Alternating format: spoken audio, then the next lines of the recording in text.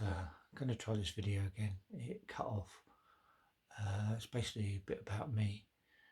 I was born in London, moved around a lot as a child. I mean, a hell of a lot, all over the country, all the way up to Scotland, to Northern Ireland, to Yorkshire, down to London, and where I am now. Me and my sister moved around a lot to the point of we lost count of how many schools we went to. School was alright, really. I never got bullied, really, because I was mixed in with the normal crowd. I'm quite an honest person. You know, you saw what you got. I did have a lot of anger issues, which I used through violence, verbally and physically, but I learned to control that through my martial arts training later in life. In my later 20s. So I've had quite an adventurous life, really, to be the least. I've been exposed to many different discriminations in the past. In childhood, I grew up with my dad with his mental illnesses and working with people with very vulnerable groups. We were treated very, very badly, physically, mentally, and for example, I'm not going into the physical, but there was times when Christmas presents were just bricks wrapped up in newspaper, and they had no idea what they were getting, so they got excited about it, and that was absolutely disgusting. I never want to know that again.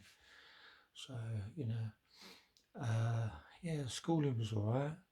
I didn't get much of a good education because basically I was called stupid. I love writing. My mental state is that I have a very short concentration span, so I will come up with loads of ideas and then either forget them or never get around to doing them. Writing, I've started writing a little notebook of ideas I've got. I love drawing, I love painting, anything. I love culture, anything. So I'm going to write it down, what I'm feeling at the time. My wife does that a lot, so I've learnt from her for that. Get it off your chest, so to speak. I've been collecting toys all my life, from Action Man to everything really, Matchbox,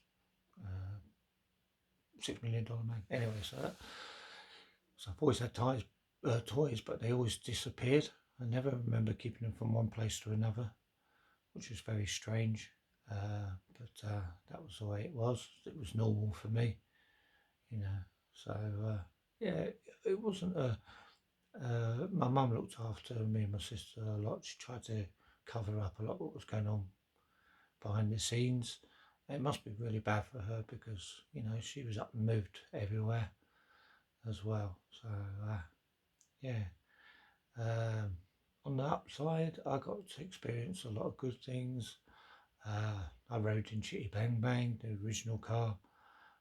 There's a photo I've got that I found in a newspaper. I've been hunting for years, found it in a local newspaper.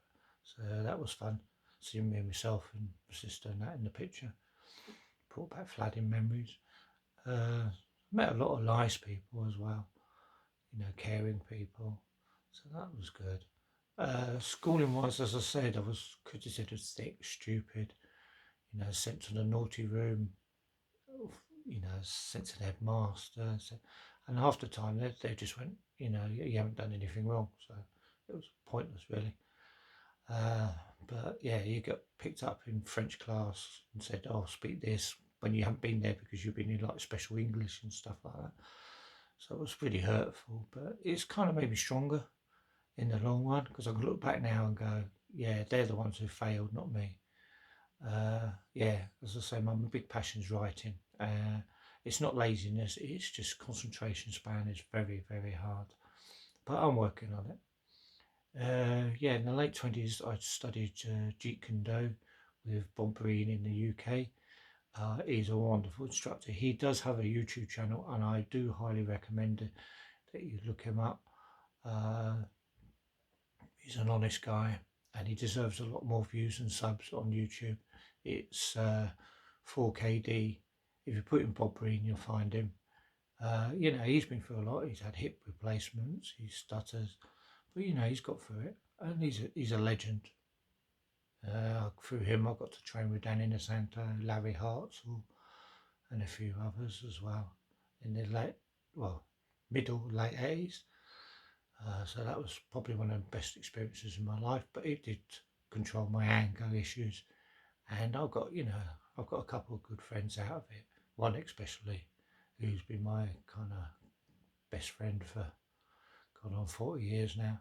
So, no, about 35 years, yeah. And we still communicate one way or the other, thanks to the internet. So